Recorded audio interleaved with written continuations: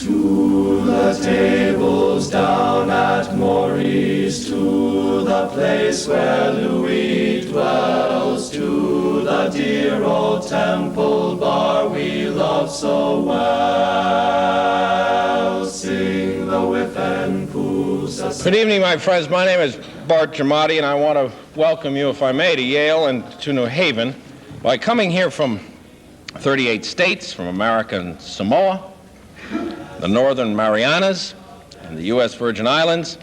You have made this a truly national meeting of the chief state school officers and college and university presidents and chancellors, a national meeting of elementary and secondary and higher education, which I think is almost without precedent. Because a central purpose of this meeting, among many others, however, is to draw national attention to the crucial role that higher education can and indeed I think must play in strengthening teaching in our schools. The drama of America in its endless town meeting is to me something very beautiful. That is, as de Tocqueville put it, when in doubt, call a meeting. But I don't diminish that, because that signals the priorities that somehow shake us out of the tracks we're on. And the very fact that we leap out of those means something is stirring in our society that needs attention.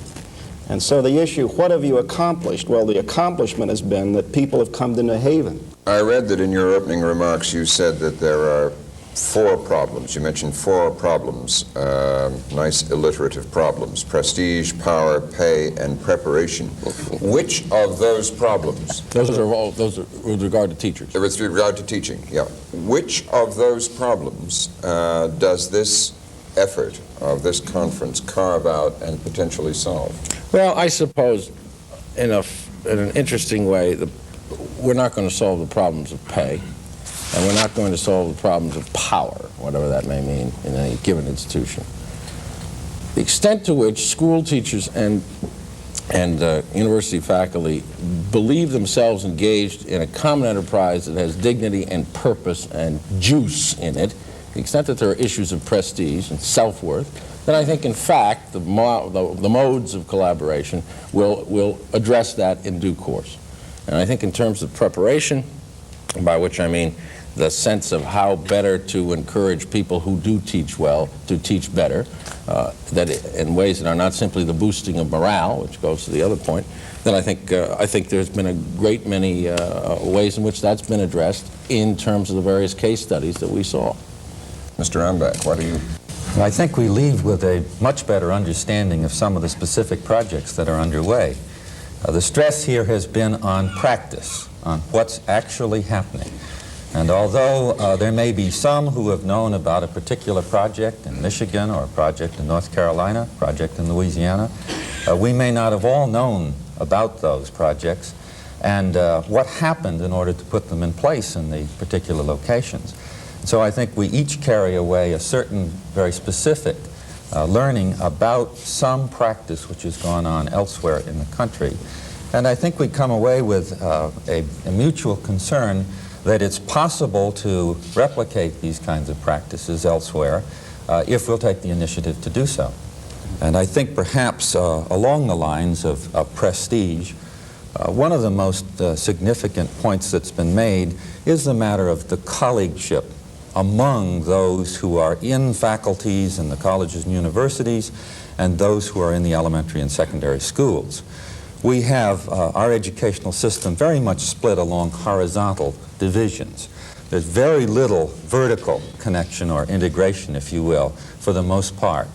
And I think some very significant points have been made by way of what it means for the teacher in the elementary or secondary schools to be associated with faculty at the college and university level, in the sense of prestige, but I think more important in the sense of a commitment to scholarship, and a commitment to learning, to being on the forefront of learning, and in the sense, mutual, of an impact on the university level by way of a better understanding of, in fact, what is really going on in the schools.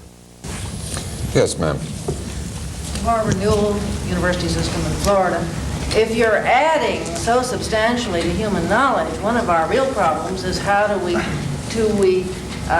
make sure that all within the education system share. And it seems to me one of the major parts of the New Haven project, one of the very real reasons for the partnership, is to try to make sure that all teachers in the system have an opportunity to know how fields are changing, what the expectations of students are, and I think the subject matter in-service training is perhaps the most significant part of the partnership. And as we put our emphasis on subject matter, it also seems to me what we're saying is that the partnership has got to be far broader than schools of education. It has to cover the entire university community. Finally, I stress the need to have continued schooling of the teacher. The data are absolutely shocking. Some have told us about 40% of the teachers have not had continuing education courses over the life of their high school teaching. This in science and mathematics as the field is changing. All of these, I stressed this morning, are obligations for both the schools and the colleges, and there are ways in which both of these institutions can focus on what I think is a comprehensive response to the problem of teaching excellence in the schools. Mr. Francis. One particular point is in the cooperation, collaboration, it's not a big brother, little brother situation. I think that came through, and if it was a message that had to come through, I think most of us understood the fact that you shouldn't approach it that way, but unfortunately many of us do so. But I think if the conference said anything, I think it said that we both have something to bring to the collaboration, and a mutual respect for what can take place, I think was an important point made at this conference. Mr. Phillips, looking at it from the point of view of a school system administrator, confronted with all the myriad problems that you are in the schools, what piece of those problems does this area give you hope could be solved? We've heard President Giamatti's 4 Ps. What chunk of your problem could this, how realistic is it to think that you can carve off a piece of your problem with this effort? Well, I guess I'd add the fifth, the possibility is the 5th P. And if you want to go out of the partnership, I mean, we can keep on. Since Phillips begins with a P, I'll add that too, if you'd like. Now, try a different letter. You're on a roll, guy. This thing called education is a labor-intensive business. I think we all know that. Its quality, whether it's the public perception or our own perception, the quality of what happens is directly related to the quality of and the effectiveness of that labor. And which brings you to the moment and I think it was Ben Alexander in the panel yesterday who talked of the promotion side of it. Well, everyone knows if Fords are not selling, we market and advertise. If clothing is not selling, we market and we advertise. If Coca-Colas are not selling, we market and we advertise. And what I stated was, this should be the same for education. You know, we should begin to say education is like a Coke. It's the real thing, and then people will understand that. We should say education is like a Hallmark card. It lets you be the very best. Or we can say education is like a Pepsi. It has a lot to give. But most of all, we should say education is like a slow poke sucker. It lasts a long, long time. Now, if we begin to do that, these are the things the students will understand. We've sent the wrong signals to young people for a combination of reasons to why one should not be a teacher.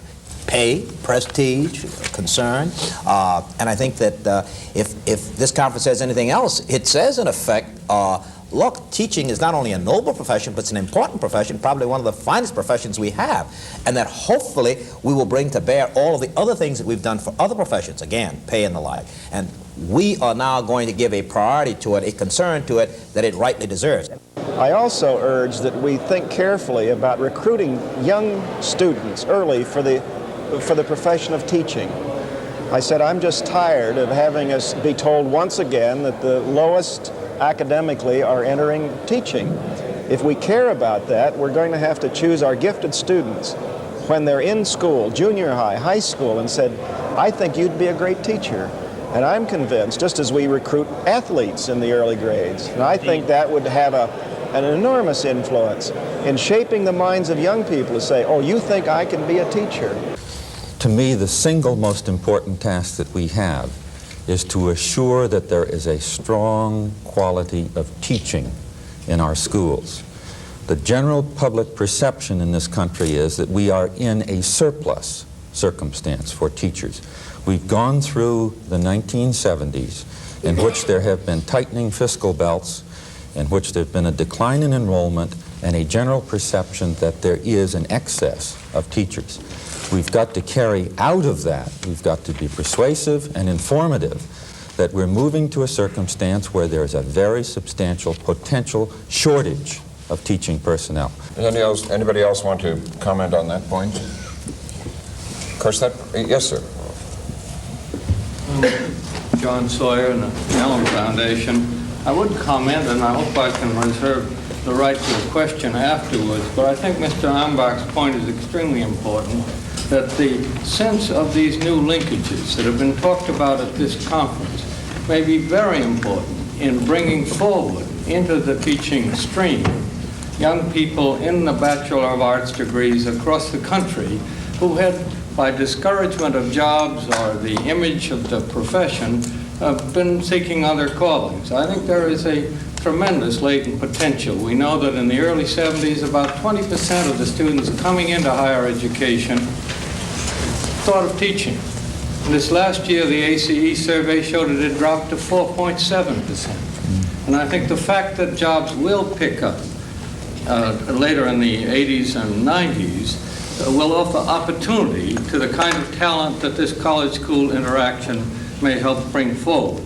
Anyone else want to comment on this this idea? Yes, ma'am. Flo McKenzie, Superintendent, Washington, D.C. While we talk about the bright young students entering the profession, some of us have the real problem of very low turnover rates. In Washington, we are down to about 2%, with a teaching force of about 5,000 to 600 persons. What do we do to revitalize and recharge those people who are going to be with us? Because the economic situation, as it worsens, persons are staying in the profession much longer. And that poses for us in Washington a very significant problem that we must grapple with, and we must have the assistance of the colleges and universities to deal with that issue. I read in one of the addresses to the conference that I think on average a great proportion of the teachers of the country had not in 10 years taken any form of further education or further course. Would you like to comment on? The observation is not only for the District of Columbia, but it's for our school systems across the country, particularly, I think, right now in the East. In the state of New York, the numbers of first-year teachers this year is less than 2% of the total of all of the public school teachers in the state. And that same percentage has been true in the last 5 years, and the same percentage will probably be true in the next couple of years. So the matter of trying to address those who are currently in practice right now is perhaps even more important than recruiting for the future. The possibilities of providing a direct relationship, as true in the Yale project, a direct relationship has been expressed in other projects, of having a real partnership there, not the big brother approach, and that was referred to earlier, but rather a co-equal approach, where there are college and university faculty members and administrators who are on a colleague basis working one-to-one with those who are in the schools. It seems to me has the most promise. Let me just play the devil's advocate here a moment with this.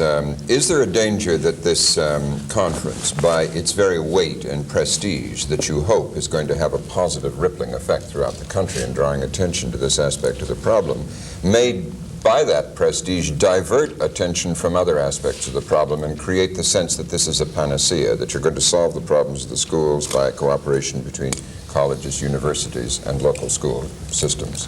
I think if the conference had allowed itself to labor under that illusion, the danger you referred to is very real. The fact is the conference hasn't. I think the fact is that there's been a very healthy realism. What I take away from this is a renewed sense that there are limited and very real things that are possible to do. That the cooperation that has been manifest and for which there is a record in various parts of this country indicates to me that if one defines and clearly sticks with what one thinks one can do in a given locale, one can do a great deal, and one cannot become overwhelmed or paralyzed by the fact that one isn't solving all the problems of American education or American culture, all of which are there, but which the educational process will solve in the longer term if it's healthy every step along the way. I just wonder, again, playing on this idea of the enormous prestige that you're bringing to bear and the attention you're attracting, do you give federal, state, and local government an excuse not to pay attention to the resources because they can say, oh, hey, here's a way of improving the quality of teaching, because the universities are going to come in and we're going to be able to share some of their academic excellence and prestige with our school teachers? Does this give them... No, not at all. First of all, half of us are states or directly representing state resource.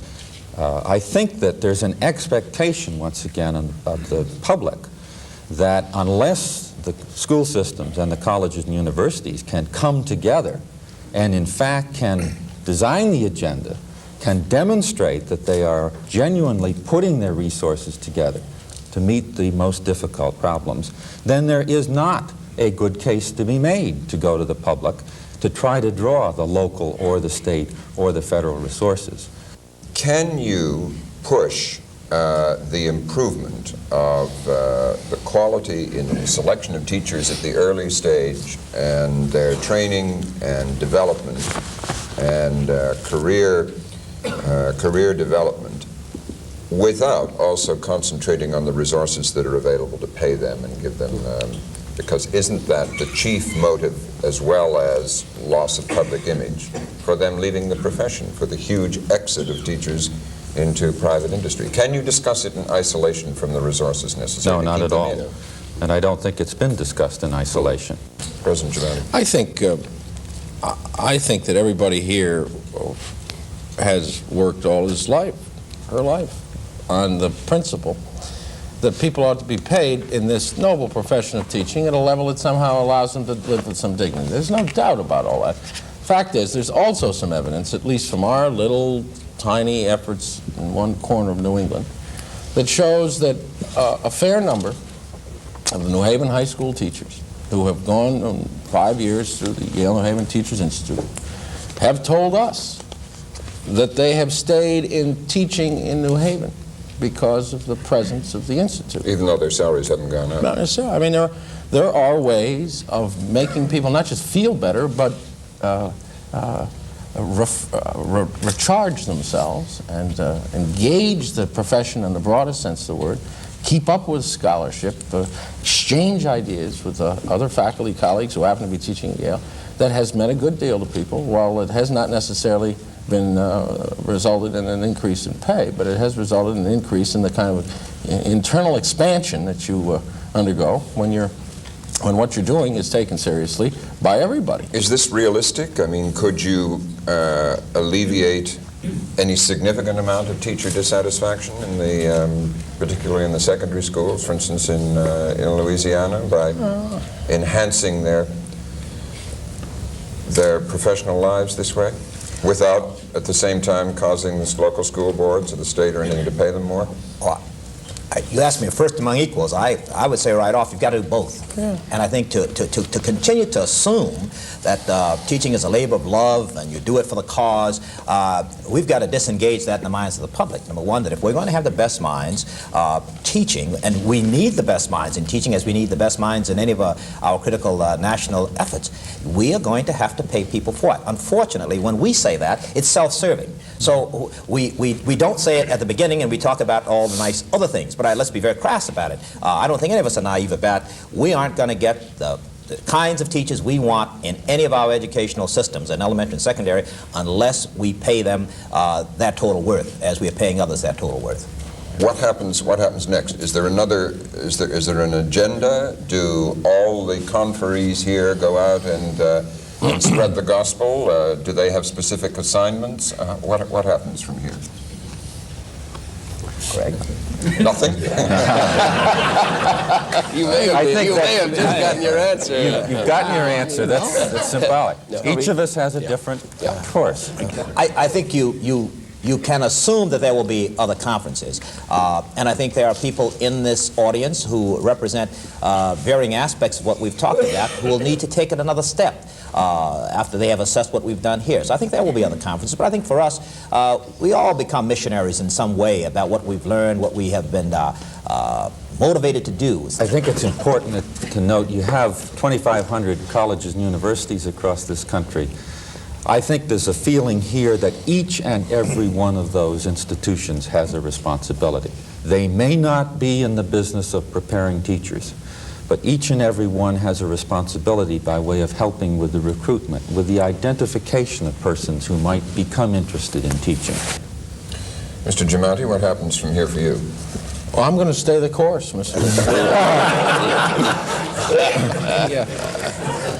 I'll be happy to help. Let us continue over here and stay the course over here. I watch your program. You had a fellow on a couple of months ago that said, stay the course, and I'm going to stay the course. Frankly, I'm going to continue, because I'm a simple fellow, I'm going to work at the local level. We're going to continue to do in New Haven, with the New Haven Public Schools, what Yale's been doing and will continue to do. If that can be useful to New Haven, it is, from my point of view, not going to solve the country's problems, but it's going to help New Haven. And to the extent to which one can help as an institution and as a person, other places and other people, through this kind of forum or others, I'll obviously be involved because I care very much about it.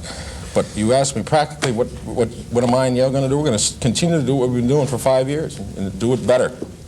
The Yale-New Haven Teachers Institute was one of the models discussed at the conference and outlined in the Carnegie report, which the conference, which was released at the conference, which you could all look at, surveying all these various experiments across the country.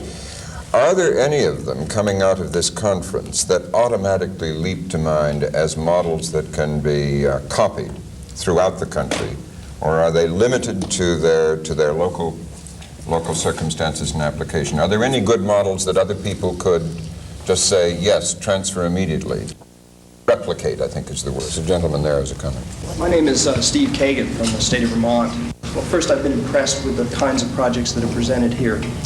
But one of the things that disturbs me a little bit is that there haven't been enough examples proposed of ways in which universities and elementary and secondary schools can interact in a way in which their futures are truly intertwined, in such a way that the projects that are developed are not able to be jettisoned at a given point in time, where a university tries something and decides, well, we will stop cooperating 5 years from now, and neither the other institution will be hurt nor will we be hurt. I think this gentleman had the next question. After listening in detail to the Yale project and the Michigan project and the Syracuse project, that all of them help the high schools. Mr. Mayeroff comments in there that all of those projects seem to give a better feeling to the high school teachers about themselves and their profession. So this one person alone takes back from this conference a feeling that things can be done. Really, the big model is the model of partnership, that it can be done. That's reflected in every one of the different ones. I don't think there's been any attempt here for anyone to try to sell the rest of us on a single model or a single demonstration. On the other hand, I think there's a deep concern that unless there's a way to repeat what's being done, or somewhat repeat what's being done in one institution and another institution, then we wouldn't bother to be here. Anyone want to pick up this? Mr. Cooke. Michael Cooke from Yale University. The emphasis that I have heard throughout the conference and that I have experienced in my participation in the Yale-New Haven Teachers Institute is, first of all, we do not contend that somebody up there has knowledge and somebody down there receives it. We contend for the secondary school teacher, as we practice in college teaching, that training never ends. We train ourselves continually by reading, by writing, by teaching, and we say to the secondary school teacher, we believe, we hope we have something to contribute to what you're doing. We know you have something to contribute to what we're doing. And so there is a co-equal relationship, there is a partnership. This has been stressed, and I would like to keep that stress and avoid the idea of training. Isn't one of the byproducts of the Yale-New Haven experiment that some of the secondary school teachers can teach the university professors how to teach? It's not a byproduct, it's a central product. We do have our teaching practices revised, reformed. I think this is all marvelous. I really must say, one of the myths we live under is that college teachers don't know how to teach and don't care how to teach. That's nonsense. I just don't want to get too enthralled with the mythology on both sides. One of the nice things about this conference is that it didn't get too deep into the uncut street stuff of myth. And just, you know. That may be the frustration. It may be the frustration sometimes of a conference like this. You didn't promise more than you could deliver, and we come sometimes looking for more than what can be done. And then maybe that's the excitement about it all. We still have left some things to be done. And so the issue, what have you accomplished? Well, the accomplishment has been that people have come to New Haven. More than that, they have, in my view, demonstrated a seriousness in their groping for an agenda, and make no question about it, it is groping, but that's the nature of the human condition. And so I can only say that sometimes I'm appalled at this effort and go home enormously depressed, but when it works, I go home exhilarated at what I can only call the endless American town meeting. Don't over-expect a conference to behave any better than your institution or the human race, because my own view of institutions and change is it begins in your head. If we go with a different view in our heads as to the nature of the problem as well as the nature of the possibility, God, a revolution has occurred, because that's where revolutions begin. Never wait.